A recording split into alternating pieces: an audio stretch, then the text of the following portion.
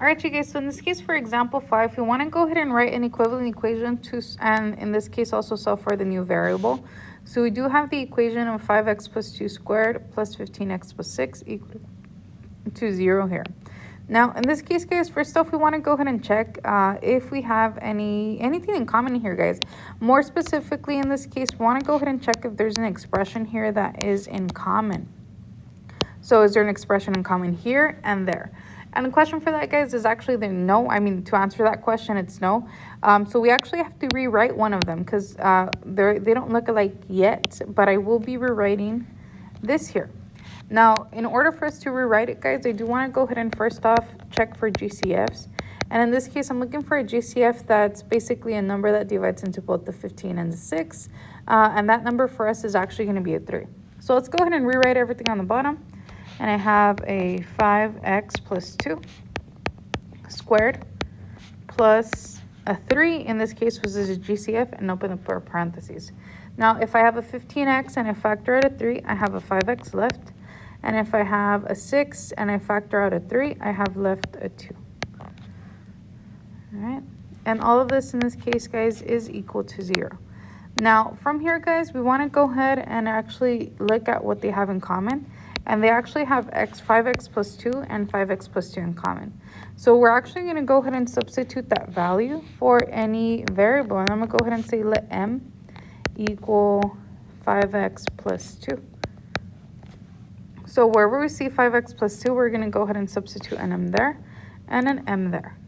So let's go ahead and write it on the bottom. Instead of it being, once again, 5x squared plus 2, it's going to be now m squared plus 3m equals 0.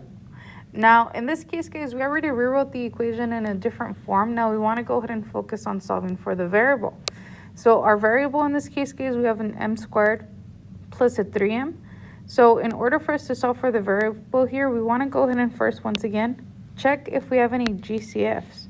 So GCF in this case, guys, a number or a term that is seen in both the m squared and the 3m. And both of them actually do share an m, so we're going to go ahead and factor out an m. Open parentheses. Now, if I have an m squared and I factor out an m, I do have an m left. And if I have a 3m, factor out an m, I have a 3 left. All right, once again, guys, whenever we're factoring out a GCF, it's basic division. So we're basically losing some variables there. Now, from here, since we're solving for m, we're going to go ahead and break these up. So I have m equals 0 and m plus 3 equals 0. So on the left-hand side, we actually already know what m equals. And on the right-hand side, we actually need to solve for it. So I'm actually going to go ahead and subtract 3 and subtract 3. And m in this case equals a negative 3. Okay. So that would be our answer. Okay. That would be our answer there. All right, so let's go ahead and move on then to the next one, guys. And here is the next one. And once again here, guys, we want to go ahead and do the same thing. We first want to go ahead and rewrite it in an equivalent form, and that's what we're going to go ahead and see some substitution. And then from there, we're going to go ahead and solve for the new variable. So starting off in this case, guys, is there anything in common between these terms and these terms? And in this case, we actually do have something in common. They both have the expression of x squared minus 8 and x squared minus 8. So I actually don't have to do any GCF factoring here because it's already given to me. So I'm going to go ahead and actually let's go ahead and use m again, equal to x squared minus 8. So wherever we see x squared minus 8, we'll go ahead and substitute that for an m. So that's going to become now m squared plus m equals 20. Now, in this case, guys, before I try to do anything like factoring and things like that, we do have to make the equation here equal to 0. So I actually do need to move that 20 to the other side. In order to do that, we're going to go ahead and do the opposite. So I'm going to go ahead and subtract 20 to both sides and subtract 20. So in this case, that's going to become m squared plus m minus 20 equals 0. Now, from here, guys, we could focus on doing a GCF or doing the diamond method.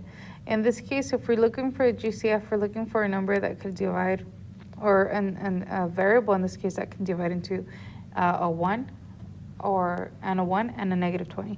And in this case, there isn't any other value there, so I'm actually going to go ahead and just move on to doing the diamond method here.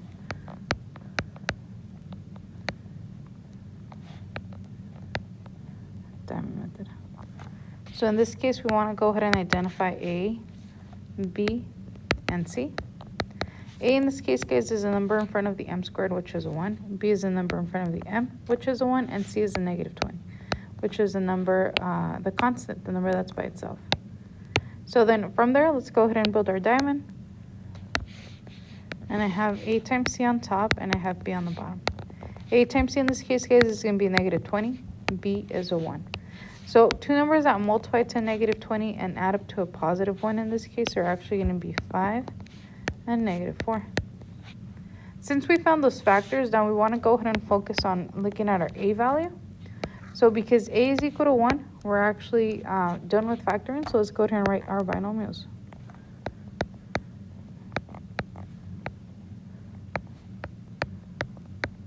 All right.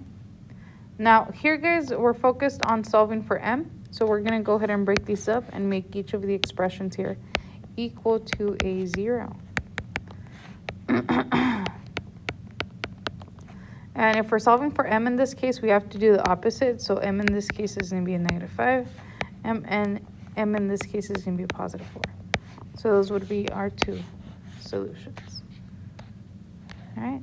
And that would be the third part, I believe, of this lesson. And we do have a practice problem, so make sure you complete that.